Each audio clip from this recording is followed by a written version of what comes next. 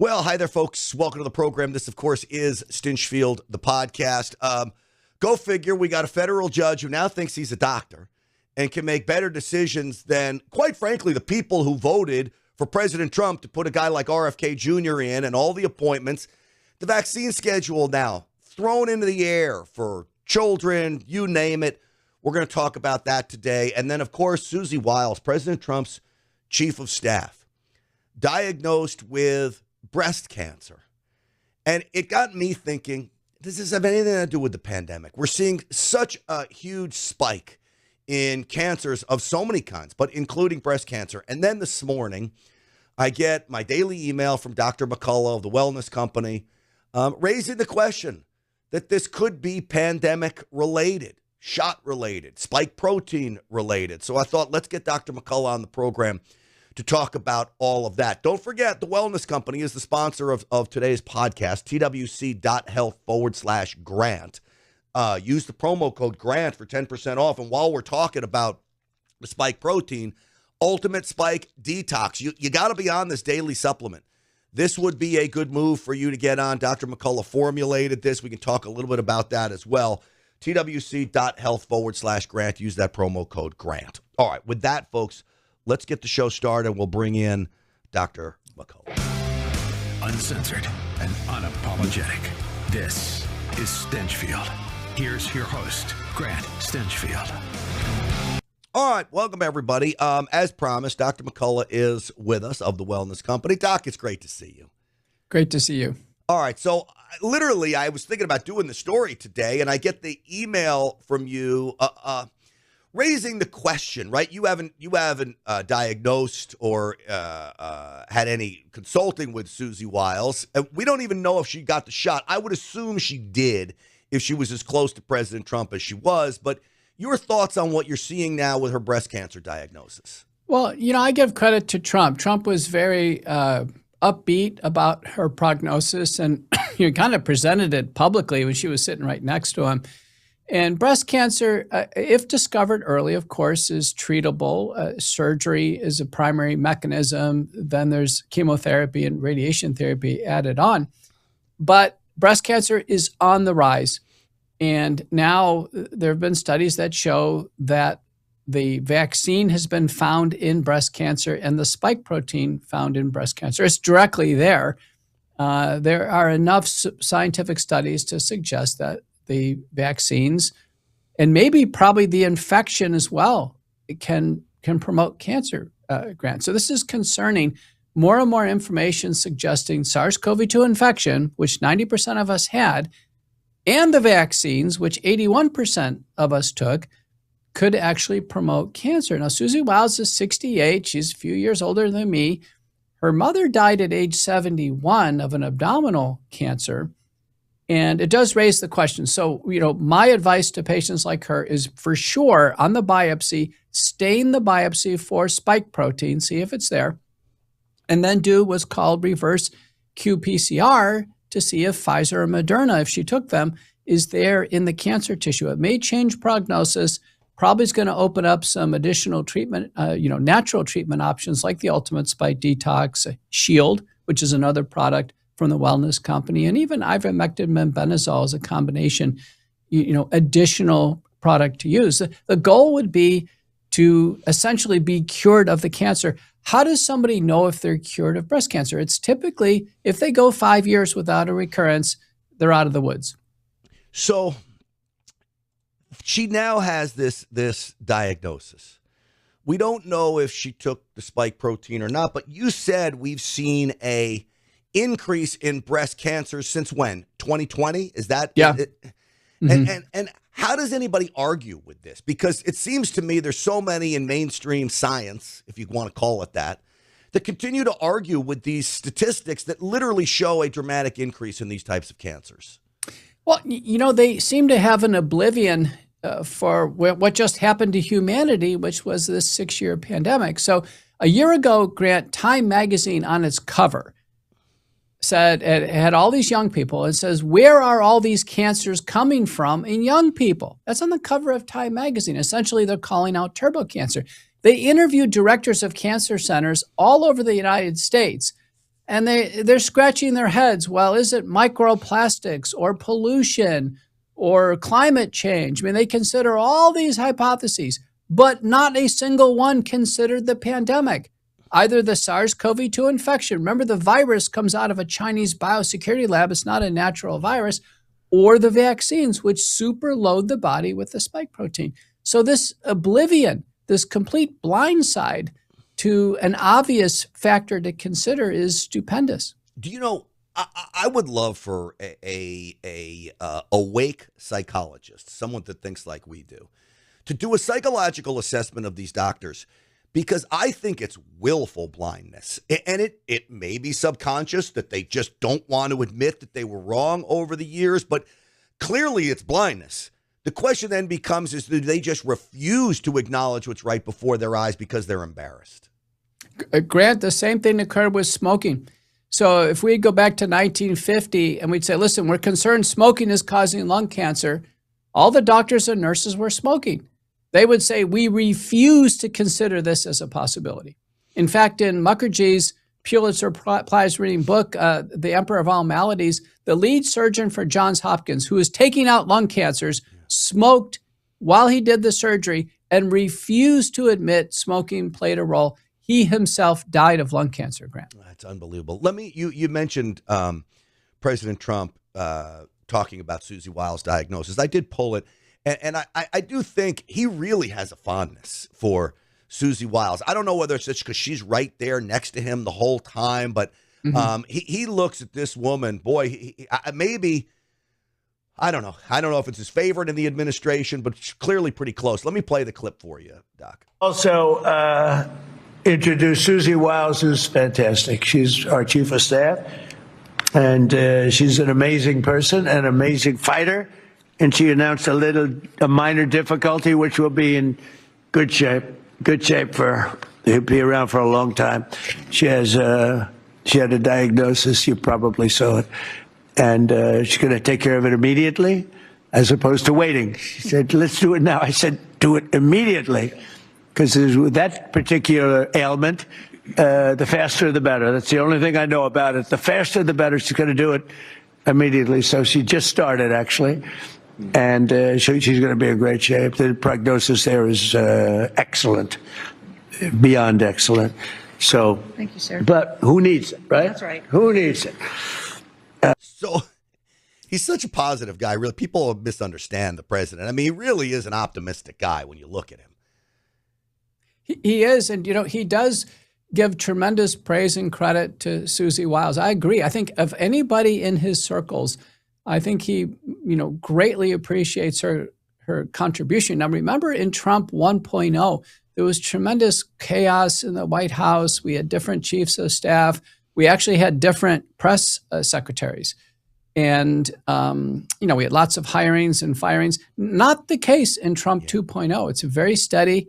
We've had a very steady cabinet with the exception of Kristi Noem leaving. And we've had one press secretary, Caroline Leavitt, who is pregnant, and one chief of staff, now Susie Wiles, who has breast cancer. But, the announcement was that she's going to work all the way through. So I presume right now she's probably started some chemotherapy prior to her surgery, which hopefully will be either a mastectomy or a lumpectomy. But I hope they do a good job with the tissue and take these extra steps, because right now, no one should ignore COVID, the infection, or the vaccines as a cause of their medical problems. Doc, did I read it correctly in your focal points this morning? And I urge everyone to subscribe to your focal points. Is it Substack? Is that where it is? Yeah. I just click on it and go there when I get the email. But that you can back test and figure out exactly whether it was Johnson & Johnson or Moderna. You could figure out what it was?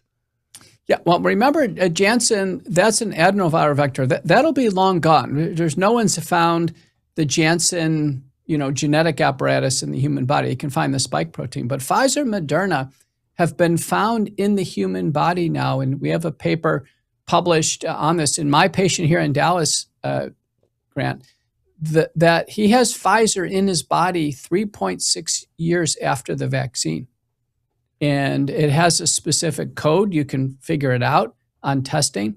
And the vaccine produces a particular spike protein that has 2 amino acid inserts. It's like a little fingerprint, and you can figure out if it's vaccine spike protein or if it's from the infection. So I think I know the answer to this, but why is that important that we do that? And it sounds to me like that should be done in every case of cancer we get now in order to really try to drill down on what could be at the root of all of this. Right, because if spike protein is playing a role, the spike protein depresses our tumor surveillance systems. And it's P53, and then in her, what's called BRCA. It's a natural tumor suppressor system. Now, if there's a genetic defect in BRCA, it could even be worse. But the point is, spike protein can be cleared from the body with the ultimate spike detox. So you'd hate to have cancer, not have the spike protein assessed in the tissues or an antibody test in the bloodstream, and then sure enough, miss the cause, because spike protein invariably is going to be a driver of recurrent cancer. So you'd want to get rid of the root cause. All right. So again, Dr. McCullough pointed it out. Ultimate Spike Detox, twc.health/grant. twc.health/grant. Let me give you a quick reminder, too, of the product that started it all for the wellness company. That's their emergency medical kit. With everything going on in Iran right now, we've already had 200 medications on the FDA's shortage list. We could really have a serious situation of medications. You're not having them available at the drugstore or whatever. Now you have them in your house. This is one kit. There are many, but I urge you to go check these out. Ivermectin in this kit, amoxicillin, doxycycline, whole bunch of medications that you need to keep your family safe. twc.health/grant. Use the promo code GRANT. Doc, I guess I'll ask you that medical kit. I call it a medical kit, but it's really a prescription drug kit. I don't want people to confuse it with like a first aid kit. It is important to have at home, isn't it? Oh my gosh. Grant, the other night, we went out for a dinner party. I thought it was great. I didn't have any problems. My wife developed the most brutal case of food poisoning. And I've always wondered, we ate the same thing. What happened? But believe me, she was really, really sick. Thank goodness we had the Zofran from the emergency medical kit, which actually stopped the vomiting, which otherwise was not going to stop. And then later on, we actually needed the Imodium in the kit to stop the diarrhea. Wow. Otherwise, her entire weekend would have been trashed, or she'd have to go to urgent care. And urgent care is such a hassle. It's very expensive. And the emergency medical kits are a fraction of the cost of going to urgent care. And we are able to manage it at home. Simple food poisoning, Grant. It can happen to anybody. Yeah, amazing. So again, folks, twc.health/grant. Use that promo code GRANT for 10% off. And Dr. McCullough summed it up as to the reasons why you ought to get that. Doc, it's interesting. You had mentioned before we came on, you asked if I had my spike protein tested. Yeah. I'm amazed we're at a spot now where nearly every ailment somebody gets, we're instantly thinking, could this be the spike protein responsible or the vaccine, the COVID jab responsible? Now, I did not get the COVID jab, and you and I have talked about this. For everybody at home, the background of this is I believe I have vertigo. I can't even remember the name. BPPV, bipolar, by something. Benign positional vertigo. BPV. Benign positional vertigo, where the crystals in my ear get moved around in the wrong canal. And let me tell you, it'll make the room spin. And I knew it. If I turn my head right while I lie down, I get the room starts going crazy. If I turn my head back left, it kind of goes away. I didn't realize that until later. But I had to go to the urgent care. They give me an EKG. Long story short, Dr. McCullough was a savior to me. I texted him my EKG, which they told me was totally abnormal. Doc, one of the world-renowned cardiologists. One look at it said, "No, you're fine." After I go back to the emergency room and all this, but you had asked, did you have your spike checked? I think this is a sign that it is criminal what they did to us. Are you thinking that my vertigo could be something with the virus or the spike protein, or it could be shedding? I know people that have gotten the vax that I'm near. It's possible. I think it's unrelated, but this is the reason why it's important. You can get it measured yourself, Grant. If you go to LabCorp labs on demand. You just do it yourself. Infectious diseases and immunity, and click COVID antibody test. That'll give you the premier test. You pay $69 online. Go into LabCorp, get it measured. If your number comes out less than 1,000, I can tell you, you rule out any spike protein effect in your dizziness or vertigo or anything else. But if you're over 1,000, it's possible. And, I got to tell you, I was over 2,000. I didn't take the shots either, but I had COVID early in 2020 and then probably later on. And, I had to go on the spike detox, and I'm still on it, but I've lowered it. I just checked it recently, Grant. I'm 900, so I know that I'm free and clear now.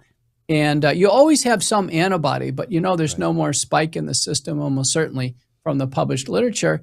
And I feel great, but I don't want to be like my patient I had earlier, a young guy who never took the shots, but he has COVID and he ends up with a heart attack or ends up with a stroke. I see these all the time, Grant. And a healthy guy. Yeah, perfectly healthy. Yeah, all right. And so, look, obviously you went from 2,000 down to 900. I'm going to get it tested. I just think we're at a point now where all these problems, I hear colon cancer issues, you hear stroke issues, you hear myocarditis, the swelling of the heart, you got breast cancer. This thing was a disaster, and whether you get it from COVID, what was the real disaster was it was exacerbated by the jab. Correct. Yeah, that's the correct interpretation. So because the vaccines didn't work, a lot of people got COVID. Some people had COVID early, and they were told to take the shots anyway. So they got super loaded with the spike protein. Fortunately, virtually no one's taking it now. In some countries, it's worse. Like in Japan, they're very compliant in Japan. I have colleagues over there tell me they got people, 4, 6, 7, 8 shots. I know very few people who have done the full ladder of shots, Grant, and most people stopped early. So this brings us to the next topic, which I'm so angry about. A federal judge in Massachusetts basically throws out Robert F. Kennedy Jr. It's really not even his. It's the whole panel of, I believe, 17 people that come up with the recommendations for what you need when it comes to the vaccine schedule. This judge decides that those 17 people are wrong. He decides that the American people who voted President Trump to appoint Robert F. Kennedy Jr. is wrong and upends the vaccine schedule. And what was it? All he did was he dropped recommendations for hepatitis A, hepatitis B, RSV, and a couple forms of bacterial meningitis. And then he removed the COVID shot for under 65 healthy kids and pregnant women. Your thoughts to a judge stepping in here where he shouldn't? Well, let's give the backdrop here. So the American Academy of Pediatrics, AAP, plus 6 other organizations became a class, and they are a group of plaintiffs, and they sued RFK and HHS as a defendant, and they got the case in front of a Massachusetts liberal judge, Brian Murphy. Now, you may remember that name, Grant. He's been blocking the deportation of illegal immigrants. I mean, he is a Biden-appointed liberal judge who sided with the plaintiffs and reversed all the progress on vaccine reform, all of it. And so stayed all the decisions made by the ACIP panel, essentially wiped it out, and we're back to square one. The reason why this is important is that whatever this panel decides becomes state law for the kids taking vaccines for school.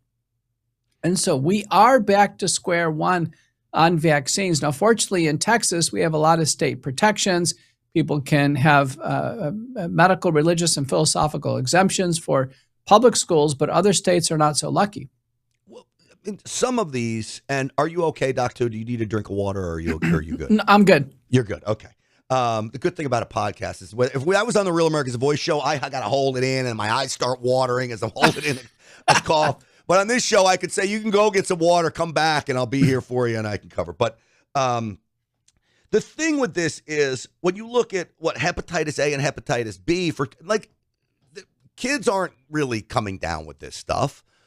Why would you overload kids with many of these meningitis is another example of this. Why would you overload kids with this when they're really not at any risk of coming up with this unless the mother has it? Well, that's right. It needs to be risk stratified. So let's take hepatitis B on the first day of life. There's 3.3 million children born each year in the United States, and most are perfectly healthy. We test the mothers for hepatitis B. Now, it turns out 25,000 mothers each year have hepatitis B, and they're largely immigrants from other countries. And they have to go through a protocol where they get the mothers themselves get the vaccine. They have to get a drug called fasinavir, an antiviral. The babies get hepatitis B immunoglobulin and the vaccine. So that's very effective in blocking transmission from mother to baby. But it is only needed in 25,000 pregnancies, not 3.3 million.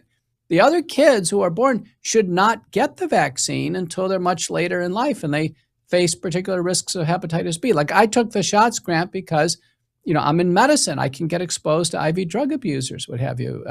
You probably took it because you were in the military, your blood and guts and stuff. But the average I wasn't baby in the military, born, by the way. Just to be, everybody thinks I was a military guy, but you just look like a military guy. Maybe that's what it is. I'm always honored. Everybody always tells me, "Hey, you're a military. Thank you for serving." And I never did. I was a good cheerleader for them, but I never was. Well, listen, Grant, you could have been a fireman or a policeman or a first responder. All these people need the hepatitis B vaccine. Listen, I took it. It's a fine vaccine for the right person. What the committee was trying to do is say, listen, let's not overload the babies with things they don't need. I'll tell you another thing babies don't need. They don't need adult influenza vaccines. They start giving the little babies adult flu shots at 6 months. All right. It's completely unnecessary. So, by the way, I was a fireman and an emergency medical technician in my very early adult years on a basically part-time basis. But so I bet you took the shot. Did they have you take hepatitis B shot?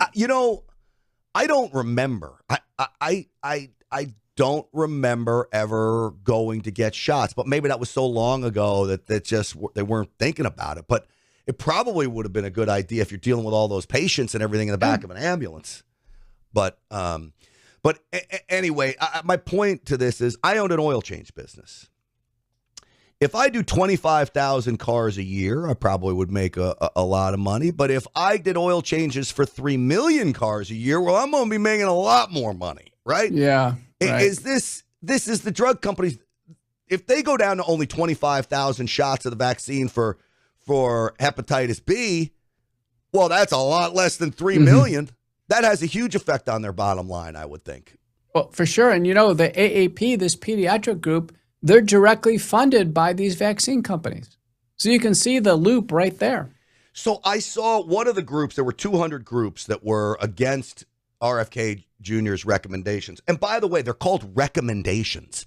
It doesn't mean it's a mandate. It means this is what we recommend. Your doctor may recommend something else. You guys talk, whatever you want. It should be up to the patient and the doctor. Am I right?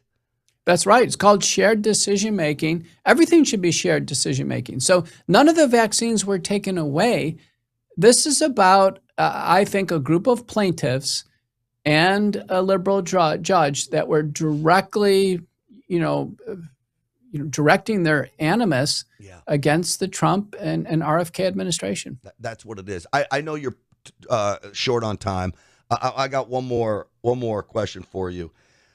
I used to be a naysayer when I thought vaccines could cause autism. I really was. I was like, there's no evidence of this going back.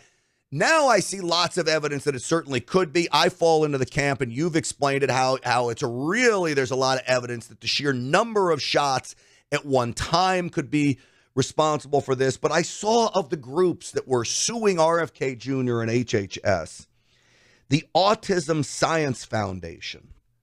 Now, how could a group like the Autism Science Foundation be suing an individual and an agency that's trying to prevent autism? And the bottom line is, not getting the shot won't cause autism, even if you take the theory that, okay, causing the shot doesn't. Not taking it certainly doesn't. I mean, that's zero. So why would that group get involved?